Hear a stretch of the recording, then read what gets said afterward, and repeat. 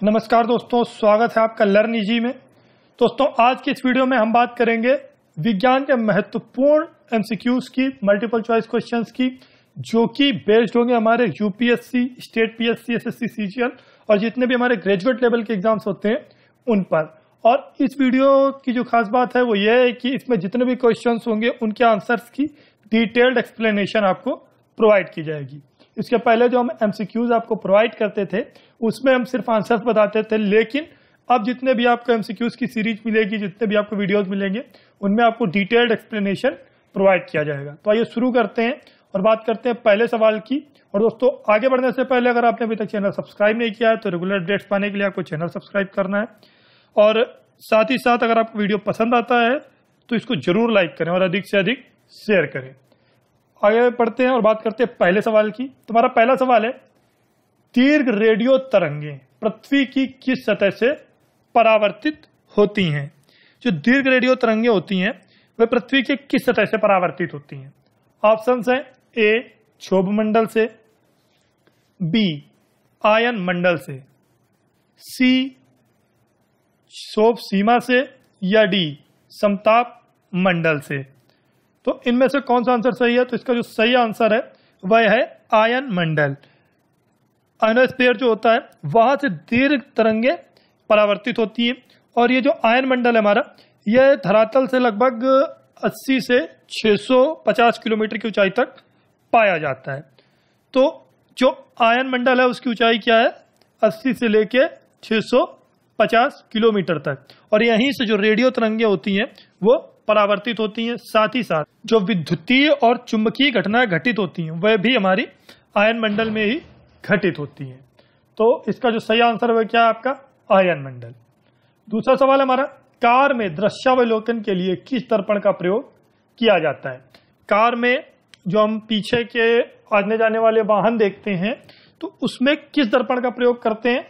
Option A बेलनाकार दर्पण, या ऑप्शन बी अवतल दर्पण, ऑप्शन सी उत्तल दर्पण, या ऑप्शन डी समतल दर्पण। तो इसका जो सही आंसर है वह आपका ऑप्शन सी है। उत्तल दर्पण में क्या होता है कि उत्तल दर्पण में प्रतिबिंब आभासी, सीधा तथा वस्तु से छोटा बनता है, जो कि सहायक होता है जो हमारे पीछे आने वाली जो गाड़ियां होती हैं उनको देखने में। जो ट्रैफिक में हम पीछे की गाड़ियों को देखते हैं तो उसके लिए यह बहुत ही इंपॉर्टेंट होता है। तो इस वजह से जो कार में प्रयोग किया जाता है वो किया जाता है उत्तल दर्पण। आगे बढ़ते हैं, तीसरा सवाल, निम्न में से कौन से पौधे में फूल नहीं होता है? तो कौन से पौधे में फूल नहीं पाया जाता है ये बताना था। तो ऑप्शंस हैं, ए कटहल, बी गूलर, सी ऑर्किड, या डी फर्न। तो जो इसका सही आंसर है वो है फर्न।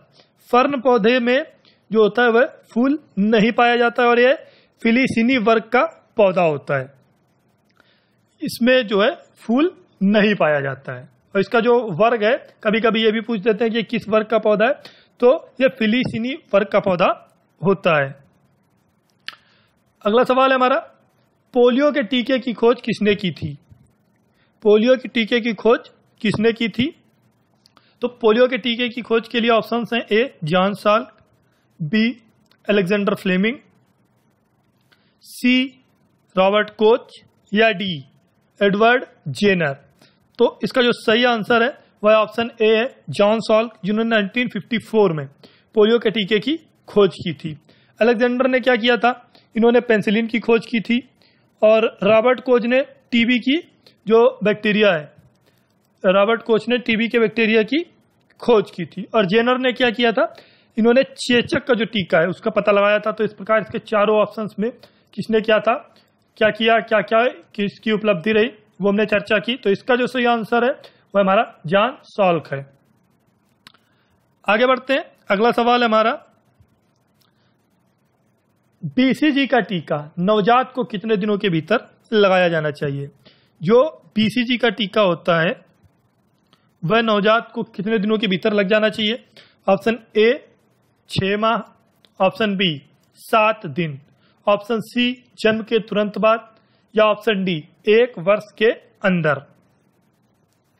तो इसका जो सही आंसर है वह हमारा ऑप्शन बी है। 7 दिन के अंदर बीसीजी का टीका लग जाना चाहिए। बीसीजी का टीका क्या होता है अगर इसकी बात करते हैं तो यह टीका तपेदिक और जो क्षय रोग होता है उससे बच्चों को बचाता है। और अगर बीसीजी के फुल फॉर्म की बात करते हैं तो क्या होता है, Bacillus Calmette Guerin, BCG, Bacillus Calmette Guerin. और इसको किसने खोजा था, यूरिन कालमेट ने। यूरिन कालमेट के द्वारा यह टीका खोजा गया था जो कि 7 दिनों के अंदर लग जाना चाहिए। आगे बढ़ते हैं, अगला सवाल है ब्राइटस रोग। ब्राइटस रोग शरीर के किस अंग को प्रभावित करता है। तो जो ब्राइटस रोग है वो कहां प्रभाव डालता है, ऑप्शन ए गुर्दे को, ऑप्शन बी हृदय को, ऑप्शन सी तिल्ली को, या ऑप्शन डी यकृत को। तो जो हमारा ब्राइटस रोग होता है वह प्रभावित करता है तिल्ली को। तिल्ली इसका सही आंसर है। आगे बढ़ते हैं, अगला सवाल है हमारा पादप कोशिका जंतु कोशिका से किस प्रकार भिन्न होती है।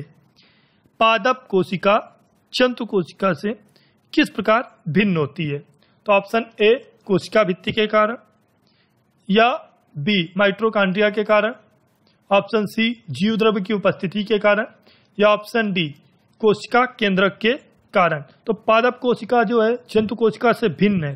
क्यों, ऑप्शन ए इसका सही आंसर है, कोशिका भित्ति के कारण। किस प्रकार से, पादप कोशिका में सेल्यूलोज की जो कोशिका भित्ति पाई जाती है वह जंतु कोशिका में नहीं पाई जाती है। तो इस प्रकार पादप कोशिका जंतु कोशिका से कोशिका भित्ति के माध्यम से अलग है। आगे बढ़ते हैं, अगला सवाल है हमारा मानव शरीर में पाचन की अधिकांश जो भाग है वह कहां पर संपन्न होता है। मानव शरीर में पाचन का अधिकांश भाग कहां संपन्न होता है। ऑप्शन ए प्रक्रियास में, या ऑप्शन बी बड़ी आंत में, ऑप्शन सी छोटी आंत में, या डी आमाशय में। तो जैसा कि मालूम है कि पाचन की जो प्रक्रिया है वह कहां से स्टार्ट होती है, मुंह से स्टार्ट होती है। और सबसे ज्यादा पाचन कहां पर होता है, हमारा छोटी आंत में होता है। अगला सवाल है हमारा मानव शरीर में क्रोमोसोम्स की संख्या कितनी होती है। मानव शरीर में कितने क्रोमोसोम्स पाए जाते हैं। Option A 23, option B 46, option C 44, या ऑप्शन डी 48। तो मनुष्य में 46 क्रोमोसोम्स पाए जाते हैं।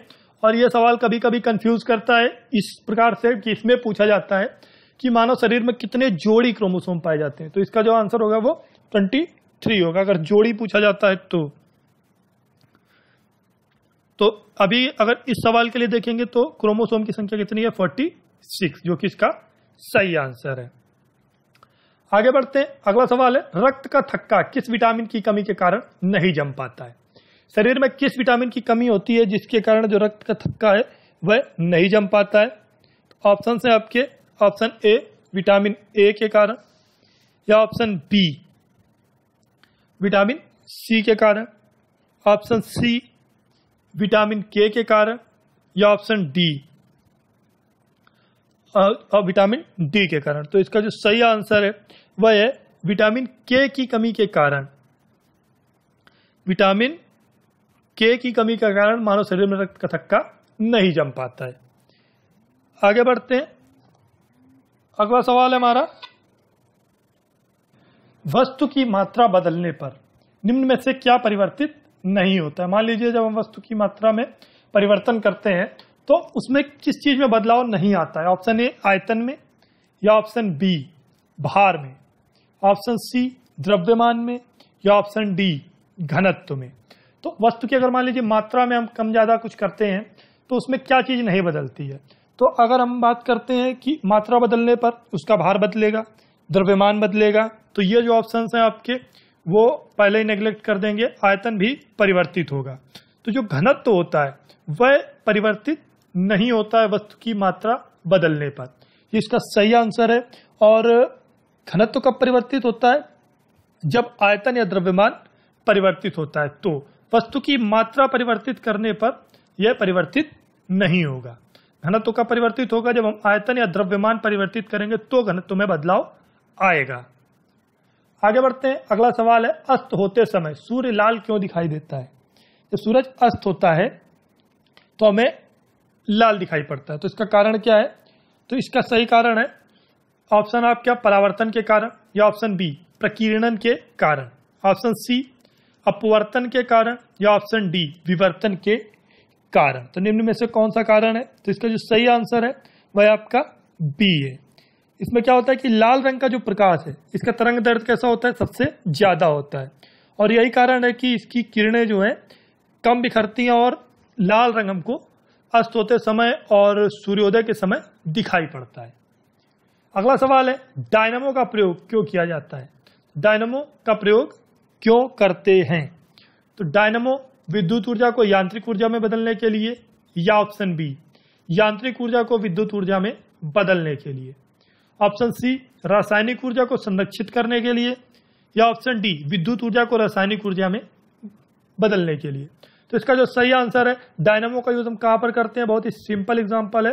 अगर मान लीजिए हम बाइक चलाते हैं, कार चलाते हैं, तो उसमें जो हमारी जितने भी इलेक्ट्रिक स्टार्ट है और जितने भी फंक्शंस हैं जो कि इलेक्ट्रिक है, वो सब डायनामो से परिवर्तित होकर, मतलब डायनामो यांत्रिक ऊर्जा को विद्युत ऊर्जा में बदलता है, उससे परिवर्तित होकर वो इलेक्ट्रिक ऊर्जा में कन्वर्ट होते हैं।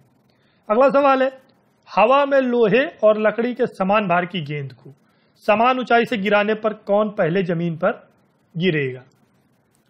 मान लीजिए एक गेंद लोहे की और एक लकड़ी की है, दोनों समान भार की है, और अगर उनको समान ऊंचाई से जमीन पर गिराएंगे तो पहले कौन गिरेगा?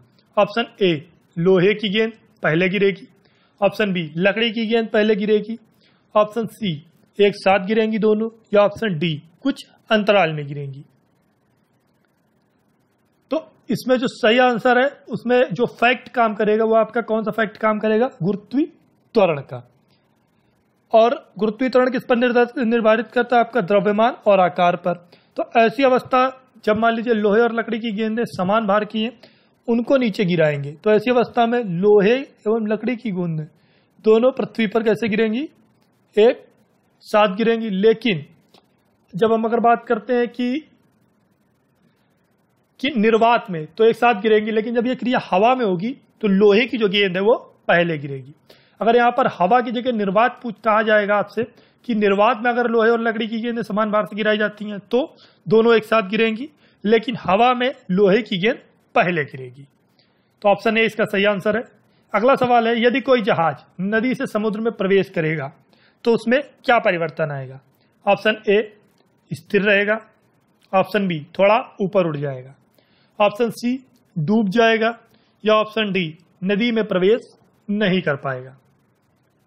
तो इसका जो सही आंसर है थोड़ा सा ऊपर उठ जाएगा जब भी समुद्र में प्रवेश करेगा जहाज कोई नदी से। इसके पीछे कारण क्या है? क्योंकि जो घनत्व होता है समुद्री जल का वह अपेक्षाकृत ज्यादा होता है जो हमारा नदी का जल होता है उससे। तो उसमें क्या होता है कि जहाज जो भी जल विस्थापित करेगा उसका ऊर्ध्व दबाव जो होगा वह कैसा होगा? वर्टिकल प्रेशर ज्यादा होगा, जिससे जहाज ऊपर उठ जाएगा। तो ये महत्वपूर्ण सवाल थे हमारे विद एक्सप्लेनेशन साइंस के। दोस्तों अगर आपको वीडियो पसंद आया है तो हमें कमेंट करके जरूर बताएं। अगर आप चाहते हैं कि इसी प्रकार के डिटेल्ड क्वेश्चंस की जो साइंस की सीरीज है उसको आगे लाया जाए तो हमें जरूर बताएं। वीडियो को लाइक करें, अगर आपने इसको पसंद किया है तो लाइक करें, शेयर करें। रेगुलर अपडेट्स पाने के लिए अगर आपने चैनल सब्सक्राइब नहीं किया तो उसको जरूर सब्सक्राइब करें। Thanks for watching. Thank you.